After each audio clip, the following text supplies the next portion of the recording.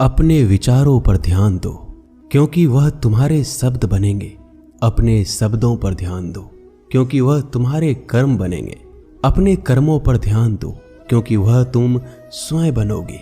गलती उसी से होती है जो मेहनत से काम करता है। निकम्मों की जिंदगी तो दूसरों की बुराई खोजने में खत्म हो जाती है। इज्जत इंसान की नहीं होती है, जरूरत की होती है। जरूरत खत्म तो इज्जत खत्म। बोलना सीखिए, वरना जिंदगी भर सुनना पड़ेगा। उड़ने में बुराई नहीं है, आप भी उड़े, लेकिन उतना ही जहां से जमीन साफ दिखाई देती हो। सिर्फ वो लोग आपकी परवाह करते हैं जो आपको तब भी सुन सकते हैं जब आप चुप होते हैं। चिंता उतना ही करिए जितने में काम हो जाए, उतना नहीं कि जिंदगी ही तमाम हो जाए। आप अपने शब्दों को चाहे जितनी भी समझदारी से बोलिए, लेकिन सुनने वाला अपनी योग्यता और अपने मन के विचारों के अनुसार उसका मतलब निकालता है। यकीन करो, जो तुम्हें भूल चुका है वो भी याद करेगा, बस उसके मतलब के दिन आने दो। कहानी जिंदगी की यही है कि इसमें मनचाहा किरदार नहीं मिलता। जिंदगी तो अपने दम पर ही जी जाती है। दूसरों के कंधों पे तो सिर्फ जनाजे उठाए जाते हैं। आपकी मुस्कान आपके चेहरे पे भगवान के हस्ताक्षर हैं। उसे अपने आंसुओं से धुल लें या क्रोध से मिटने ना दें। कोई भी व्यक्ति हमारा मित्र या शत्रु बनकर संसार में नहीं आता। हमारा व्यवहार और शब्द ही लोगों को मित्र और शत्रु बनाता है। जो व्यक्ति हर वक्त दुख का रोना रोता है, उसके द्वार पर खड़ा सुख बाहर से ही लौट जाता है। जिसके पास उम्मीद और आस है, वो जिंदगी के हर इम्तिहान में पास है। हर कोई अपना नहीं होता, और यही सच है। कितने अजीब है ये जमाने के लोग। खिलौना छोड़कर जज्बातों से खेलते हैं। महान दिमाग विचारों की चर्चा करता है, औसत दिमाग घटनाओं की चर्चा करता है, और छोटा दिमाग लोगों की चर्चा करता है। अहंकार ना पालिए जनाब, वक्त के समंदर में कई सिकंदर डूब गए। इन 5 जगहों पर हमेशा चुप रहना सीखिए। पहला, जहां आपके शब्दों की कोई कीमत नहीं। दूसरा, जहां बोलने के बाद आपको पश्चाताप ना करना पड़े। तीसरा, अगर आपके बोलने से किसी का दिल दुखता हो। चौथा, अगर आप गुस्से में हो, क्योंकि इंसान गुस्से में बिना कुछ सोचे समझे कुछ भी बोल देता है। और पांचवा, जहां आपको समझदारी से कोई सुनने वाला ना हो। किसी का कष्ट देखकर अगर तुम्हें भी कष्ट होता है तो समझ लेना तुम्हारी आत्मा में परमात्मा विराजमान है। सिर्फ सुकून ढूंढिए, जरूरतें कभी भी पूरी नहीं होती। जिंदगी में सारा झगड़ा ख्वाहिशों का है। ना तो किसी को गम चाहिए, ना किसी को कम चाहिए।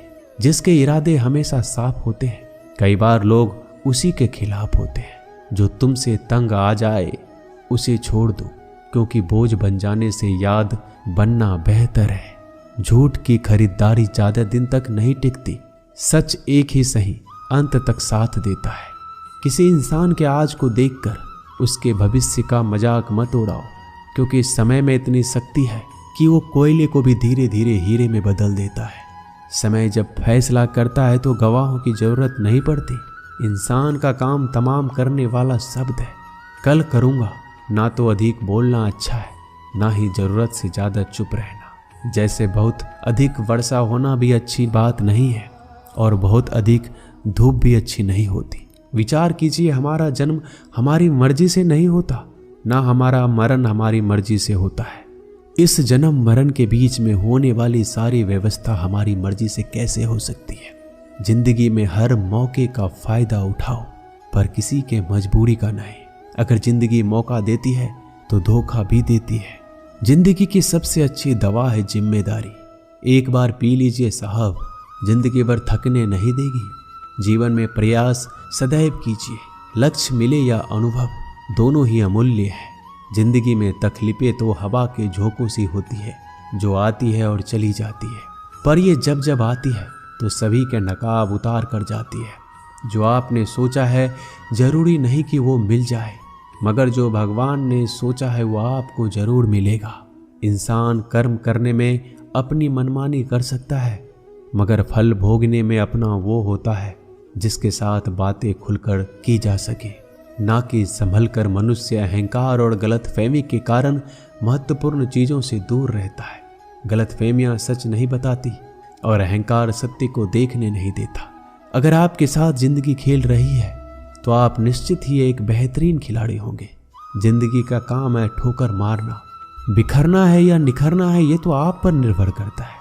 आज तुम्हारे जीवन में कितनी मुसीबतें हैं इससे कोई फर्क नहीं पड़ता। फर्क पड़ता है तो बस इस बात से कि तुम उसका सामना कैसे करते हो। मनुष्य को इस संसार में जो भी मिला है उसमें उसको खुश रहना चाहिए। जो नहीं मिला है उसके लिए दुख नहीं मनाना चाहिए।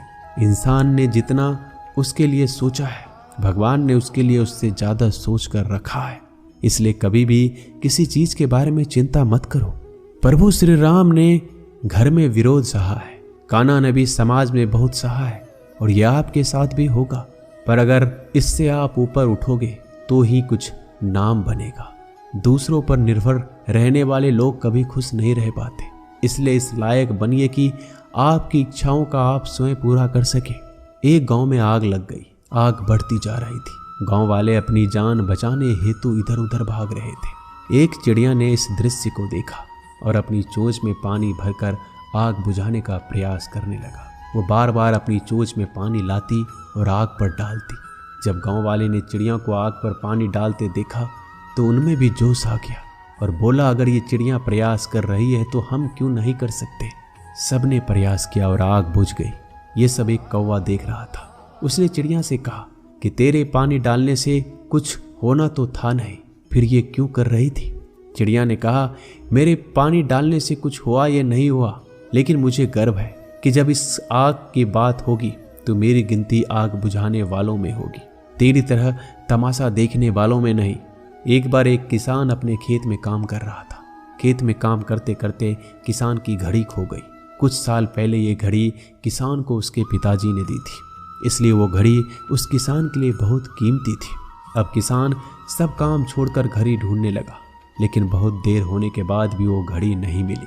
तभी किसान ने पास में खेल रहे बच्चों को बुलाया और उनसे कहा, बच्चों, इस खेत में मेरी घड़ी गुम गई है।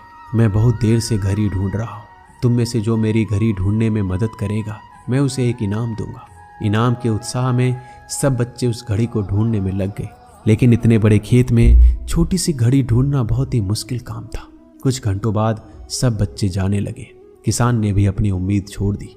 वो भी घर जाने की तैयारी कर रहा था। आखिर में एक बच्चा किसान के पास आया और बड़े शान से कहा कि सब बच्चे चले गए, बस मुझे थोड़ी देर और घड़ी ढूंढने दीजिए। किसान ने कहा, ठीक है, मैं कुछ देर बाद आता हूँ, तुम देखो जब तक घड़ी मिलती है या नहीं। किसान जब 20 मिनट बाद आया तब बच्चे के हाथ में घड़ी थी। किसान आश्चर्यचकित हो गया और बच्चे से पूछा, कितना जल्दी तुमको घड़ी कैसे मिल गई। बच्चे ने कहा, सब जा चुके थे। अब इतनी शांति थी कि मैं धीरे धीरे पूरे खेत में घूमकर आवाज सुनने लगा। जैसे ही शांति में मुझे आवाज सुनाई दी वैसे मुझे पता लग गया कि घड़ी कहाँ पर है। दोस्तों, ये कहानी शांत दिमाग का बहुत ही बढ़िया उदाहरण है। जब हमारा दिमाग शांत होता है हर बड़ी चिंता खत्म हो जाती है और आसपास का शोर भी खत्म हो जाता है, तो हमारा दिमाग अपने आप काम करता है और हमें सही दिशा दिखाता है। दोस्तों, इस वीडियो में बस इतना ही। जल्दी मिलते हैं हम और भी ज्ञानवर्धक वीडियो के साथ। धन्यवाद।